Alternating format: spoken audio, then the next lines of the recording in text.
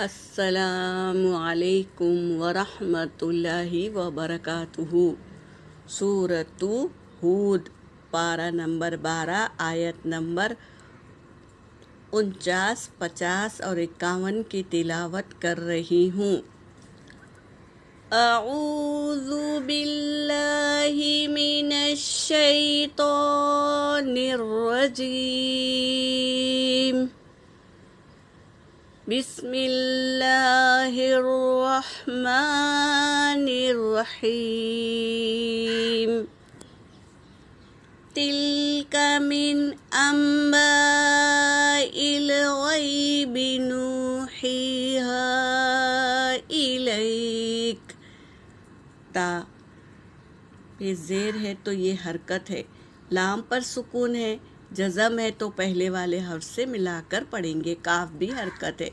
تل کا میم حرکت ہے، نون ساکن کے بعد حمزہ آیا ہے تو یہاں پر اظہار ہوگا، من کہیں گے، اظہار کر کے پڑھیں گے۔ حمزہ حرکت ہے، نون پر سکون ہے اور میم ہے اور با ہے تو یہاں پر اقلاب ہوگا، نون کی آواز کو میم میں بدلیں گے۔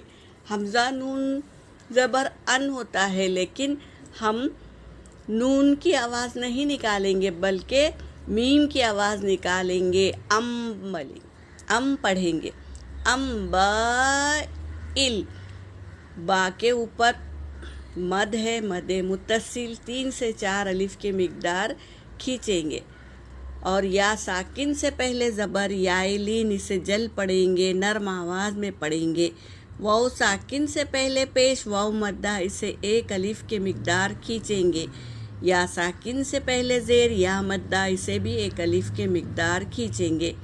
اور یہاں پر الف مدہ ہے اور اس پر مد ہے، مد منفصل، تو اسے 3 سے 4 الف کی مقدار کھینچ کر پڑھیں گے۔ حمزہ پر حرکت ہے، یا ساکن سے پہلے زبر یائے لین، اسے جل پڑھیں گے، نرم آواز میں پڑھیں گے۔ کاف پہ حرکت ہے مگر جیم جازم آیا ہے علامت رکنے کی، تو یہاں پر ہم رکے تو کاف کو ساکن کر دیں گے۔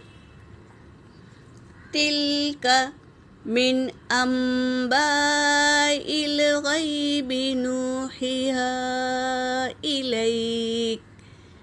انباء الغیب نوحیہا الیک، ما کنت تعلمها انت ولا قومك من قبل هذا فاصبر ان العاقبة للمتقين۔ وإلى عاد أخاهم هودا قال يا قوم اعبدوا الله ما لكم من إله غيره إن أنتم إلا مفترون۔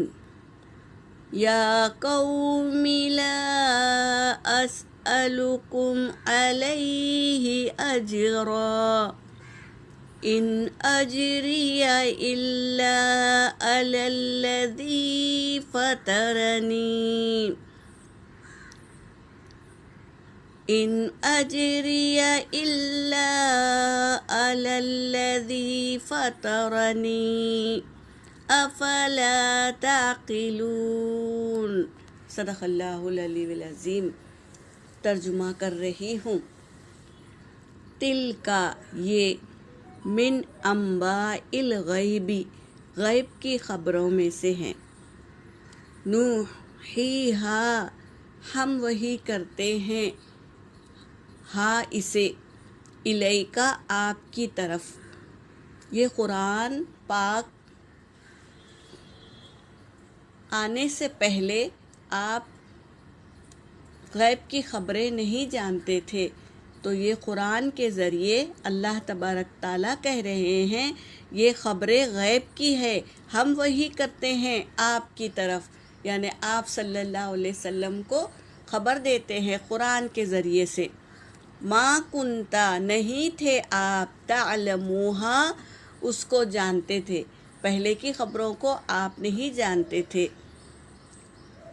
انتا ولا قومک اور نہ تمہاری قوم جانتی تھی، من قبل ھذا اس سے پہلے نہیں جانتے تھے، نہ آپ جانتے تھے اور نہ آپ کی قوم جانتی تھی۔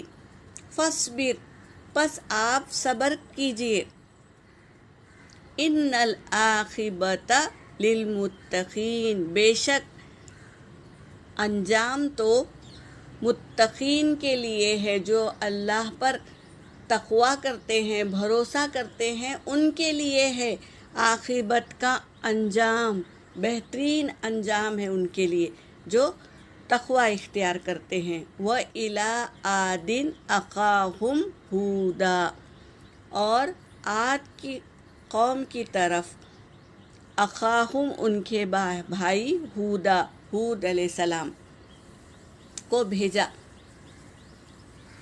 ان کی ہی قوم میں سے بھیجا۔ قال انہوں نے کہا، یا قومی اعبدوا اللہ اے میری قوم تم عبادت کرو اللہ کی، ما لکم نہیں ہے تمہارے لیے، من الہ غیرہ اس کے سوائے کوئی معبود نہیں ہے، صرف اللہ ہی کی عبادت کرو۔ ان انتم اگر ہو تم الا مفترون افطرا باندھنے والے ہو، تو تم کیا کرو، کسی اور کو مت مانو، صرف اللہ ہی کو رب مانو، یہ کہہ رہے ہیں۔ یا قومی اے میری قوم، لا اسألوکم نہیں میں تم سے سوال کرتا ہوں، علیہ اس چیز کا، اجر کا، یعنی جو میں تمہیں تبلیغ کرتا ہوں اس کا اجر میں تم سے نہیں مانگتا ہوں۔ ان اجریہ اس کا اجر تو الا علی الذین سوائے اس پر ہے، فطرنی جس نے مجھے پیدا کیا، یعنی اللہ پر ہے، اللہ نے مجھے پیدا کیا نا، تو اس کا اجر مجھے اللہ ہی دیں گے۔ کیونکہ مجھے نبی بنا کر بھیجا، اور یہ جو میں محنت کر رہا ہوں تم لوگوں پر، تو یہ اس کا اجر مجھے اللہ ہی دیں گے۔ افلا تعقلون کیا پھر تم عقل نہیں رکھتے، تم نہیں سمجھتے کہ ایک ہی اللہ کی عبادت کرو اور نبی کی اتباع کرو، کئی معبود مت بناؤ، صرف اللہ ہی کو رب بناؤ اور اسی کی عبادت کرو۔ کیا تم عقل نہیں رکھتے، سمجھ نہیں رکھتے؟ اللہ کی اتنی ساری نعمتیں ہیں، ان کو دیکھ کر غور و فکر نہیں کرتے کہ یہ اللہ نے کس طرح بنایا ہوگا؟ تو وہی ہمارا رب ہے، ہم اسی پر ایمان لائیں گے اور جو وقت کا نبی ہے اس کی اتباع کریں گے۔ یہاں پر میری آیت ہو گئی۔ وآخر الدعوانا ان الحمد للہ رب العالمین۔